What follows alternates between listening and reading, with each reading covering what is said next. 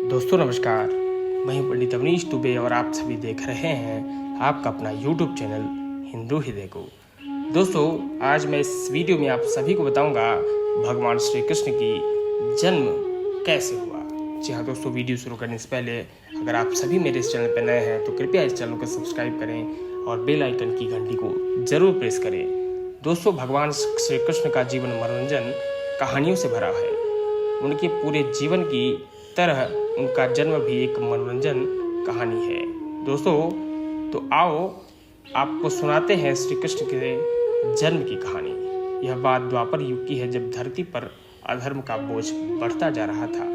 राक्षसों ने धरती पर हाहाकार मचा रखा था।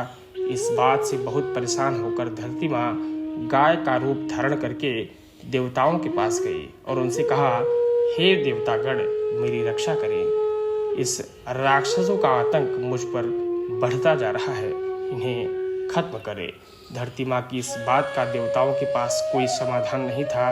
इस पर उन्होंने ब्रह्मा जी के पास जाने का निर्णय लिया और धरती माँ के साथ सभी देवता ब्रह्मा जी के पास पहुँच जाते हैं। वहाँ पहुँचकर उन्होंने ब्रह्मा जी से विनती की, प्रभु मेरे ऊपर से दैत्यों का यह भार कम करें, मैं बहुत ही परेशान हो चुकी हूँ। ब्रह्मा जी ने उनकी तरफ देखा और कहा, इसका उपचार सिर्फ भगवान विष्णु कर सकते हैं, देवी आप उन्हीं के पास जाइए। ब्रह्मा जी का कहा मानकर उनके साथ धरती माँ और सभी देवतागण भगवान विष्णु के निवास क्षीर सागर पहुँचे। उस समय वह शेष नाग पर लेटे हुए थे और आराम कर रहे थे। वहाँ पहुँचकर सभी ने उन्हें प्रणाम किया और पूरी कहानी सुनाई। पूरी कहानी सुनकर भगवान विष्णु ने कहा, हे देवी परेशान न हो, मैं मनुष्य के रूप में पृथ्वी पर अवतार लूँगा और पाप को खत्म करूँगा। उनकी यह बात सुनकर धरती माँ खुशी खुशी वहाँ से चली गई। इधर मथुरा में राजा उग्रसेन राज किया करते थे। वे दयालु राजा थे, लेकिन उनका बेटा कंस बहुत अत्याचारी और लालची था। उसे राजगद्दी का बहुत ही मोह था। एक दिन उसने अपने बल से राजा उग्रसेन को सिंहासन से उतारकर जेल में डाल दिया और खुद राजा बन गया। लेकिन कंस अपनी बहन देवकी से बहुत प्यार करता था। एक दिन देवकी की शादी राजा सूरसेन के पुत्र वासुदेव के साथ हुआ। शादी के बाद जब कंस देवकी को विदा करने लगा, तभी आकाशवाणी हुई कि देवकी की 8वीं संतान उसका वध करेगी। इतना सुनते ही कंस के पैरों तले जमीन खिसक गई और उसने देवता और देवकी और वासुदेव को जेल में डाल दिया। इसके बाद वह सोचने लगा कि देवकी की 8वीं संतान में से कौन से नंबर का पुत्र मेरा वध करेगा। इस असमंजस के कारण उसने देवकी की सभी संतानों को मारने का निर्णय किया। एक एक करके उसने देवकी की 6 संतानों को एक चट्टान पर पटक कर मार डाला। भगवान विष्णु की योजना के अनुसार शेषनाग देवकी की 7वीं संतान के रूप में जन्म लेने वाले थे। जब देवकी 7वीं संतान से गर्भवती थी तो देवताओं और भगवान ने तरकीब से उनका गर्भपात करवा दिया।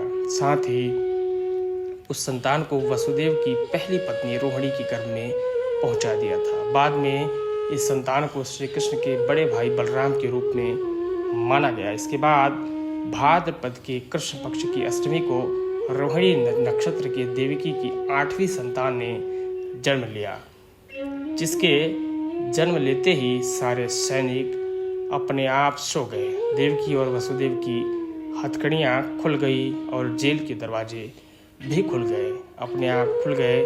उन दोनों को कुछ समय नहीं समझ नहीं आ रहा था। तभी आकाशवाणी हुई कि इस पुत्र को गोकुल में नंद बाबा के यहाँ छोड़ आओ।